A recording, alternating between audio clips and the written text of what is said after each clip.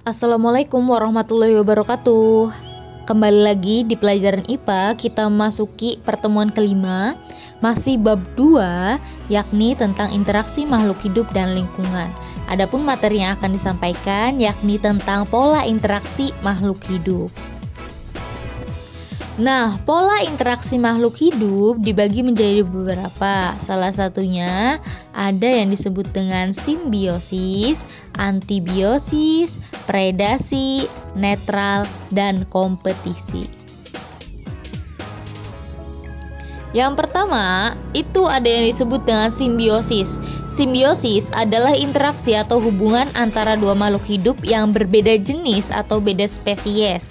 Terbagi jadi 3. Ada simbiosis mutualisme, simbiosis komensalisme, dan simbiosis parasitisme. Untuk yang pertama, simbiosis mutualisme adalah interaksi di mana dua makhluk hidup memberikan keuntungan satu sama lain. Jadi dua-duanya untung. Contoh, kupu-kupu atau lebah dengan bunga. Kupu-kupu atau lebah mendapat madu dari bunga, sedangkan bunga atau tanamannya dibantu dalam proses penyerbukan. Adapun contoh lain yang merupakan simbiosis mutualisme diantaranya ada ikan badut dan anemon laut. Ikan badut dapat perlindungan dari predator karena bisa tinggal di anemon, sedangkan anemonnya dibersihkan dari sisa makanan dan parasit, juga terlindung dari predator anemon. Itu ada ikan kupu-kupu. Nah, ikan badut ini kebal terhadap sengatan anemon, sedangkan kalau hewan lain tidak. Nah, itu gambarnya. Jadi ikan yang di film Nemo ya. Nah, selain itu, contoh lain ada bakteri Escherichia coli di usus besar. Fungsinya membantu pembusukan sisa makanan. Nah, ada juga bakteri Rhizobium pada tanaman polong-polongan, mengikat nitrogen sehingga menyuburkan tanah. Ada rayap dan flagella, itu membantu tubuh rayap agar bisa mencerna kayu. Dan yang terakhir ada kerbau dan burung jalak. Nah, burung jalaknya bisa makan kutu di kerbau, sedangkan kerbaunya jadi tidak gatal-gatal lagi. Nah, ini interaksi antara anemon dan ikan badut. Nah, ikan badut ini di tubuhnya itu ada mukus atau ada lendir sehingga kebal terhadap sengatan listrik yang dihasilkan oleh anemon. Ikan badut tinggal di anemon agar terhindar dari predator, sedangkan anemonnya mendapat nutrisi dari ikan badut, dari sisa-sisa makanannya, dan juga terhindar dari predator berupa ikan kupu-kupu. Selain tadi mutualisme, ada juga yang disebut dengan simbiosis komensalisme, di mana interaksi satu untung, satunya tidak dirugikan. Jadi hanya satu saja yang untung. Contohnya ada tumbuhan anggrek dan pohon ya. Nah, anggrek tumbuh numpang di pohon lain, namun bisa membuat makan sendiri melalui fotosintesis sehingga pohonnya ditumpanginya tidak dirugikan. Nah, ada juga ikan remora dan ikan hiu serta ikan pilot dan penyu. Nah, ikan remora itu ikan kecil-kecil yang selalu nempel nih, ikut berenang di samping ikan hiu. Nah, ikan remora ini mendapat makanan dari sisa makanan ikan hiu dan terhindar dari predator. Nah, untuk ikan pilot sama, mengambil sisa makanan dari si penyu gitu. Jadi ikut berenang aja. Nah, di sini ada ikan remora ya. Nah, ukurannya tuh cukup kecil jika dibandingkan dengan ikan hiu, sehingga dia tuh kalau berenang selalu mengikuti ikan hiu gitu. Jadi makannya dari mana? Dari remah-remah yang ikan hiu makan gitu. Contoh di sekitar mulutnya dan lain sebagainya. Jadi ngikut terus untuk ikan remora. Nah, simbiosis yang terakhir ada simbiosis parasitisme, interaksi di mana satu makhluk hidup mendapat keuntungan tapi yang satunya dirugikan. Contoh, tumbuhan tali putri dan inangnya, biasanya dipanggilnya mimian ya. Nah, tumbuhan ini warnanya kuning, tidak punya zat hijau daun atau klorofil sehingga nggak bisa fotosintesis nih. Nah, dia dapat makannya dari mana? Dari tumbuhan yang diinanginnya. Nah, selain itu ada benalu dan tumbuhan inangnya, sama, itu nompang. Makanannya dapat ngambil dari inangnya. Kutu rambut di rambut manusia atau di rambut hewan. Nah, ngambil ini kan, ngambil darah kita, tapi kitanya jadi gatel. Nah, ada juga bunga Rafflesia arnoldii di tumbuhan inangnya, sama, nggak punya klorofil, berarti dapat makannya dari tumbuhan lain. Ada lagi contohnya nyamuk dan manusia. Nyamuk di saat gigit kita, dia dapat makan berupa darah kita, sedangkan kitanya gatel-gatel kan, berarti dirugikan. Nah, ada juga cacing pita di usus manusia. Kita nggak bisa gemuk nih, contoh, karena apa? Sari-sari makan kita diserapnya bukan oleh usus, tapi oleh cacing yang ada di usus. Nah, ada yang disebut dengan antibiosis. Antibiosis adalah interaksi antara makhluk hidup di mana makhluk hidup yang satu menghambat pertumbuhan makhluk hidup lain. Contoh, jamur penicillium. Jamur ini menghambat pertumbuhan bakteri. Nah, jamur ini biasanya digunakan sebagai bahan obat antibiotik sehingga bakterinya nggak tumbuh lagi. Nah, ada yang disebut dengan netral. Seperti bahasanya berarti interaksi makhluk hidup yang tidak mengganggu satu sama lain. Hidup sendiri-sendiri ya.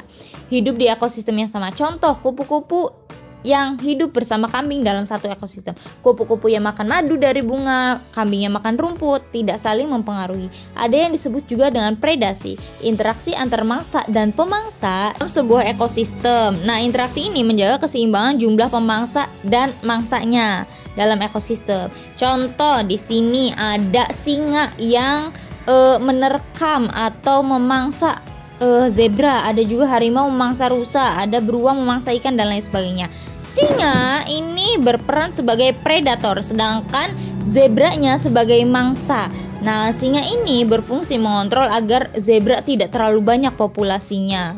Berikut video tayangan proses predasi oleh predator berupa singa kepada mangsanya, banteng dan zebra. Ada yang disebut dengan kompetisi, interaksi dua jenis makhluk hidup yang saling bersaing untuk mendapatkan atau merebutkan suatu hal seperti wilayah atau makanan. Contoh, singa dan elang berebut zebra untuk dimangsa, jadi rebutan ya. Nah, selain pola interaksi makhluk hidup dalam ekosistem juga dikenal dengan rantai makanan, jaring-jaring makanan, dan piramida makanan untuk menjaga keseimbangan ekosistem. Nah, yang pertama ada yang disebut dengan rantai makanan, adalah peristiwa makan dan dimakan antara makhluk hidup dengan urutan tertentu.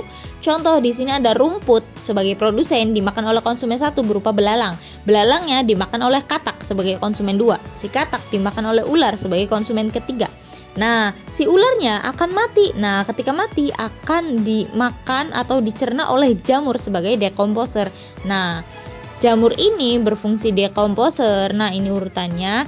Nah, karena akan menghasilkan zat hara yang nantinya dimanfaatkan oleh tumbuhan untuk tumbuh dan berkembang, sehingga muter terus ya. Itu namanya rantai makanan atau siklus makanan. Nah, tulis rantai makanan seperti di bawah ini. Sama ya, ini deskripsi gambar.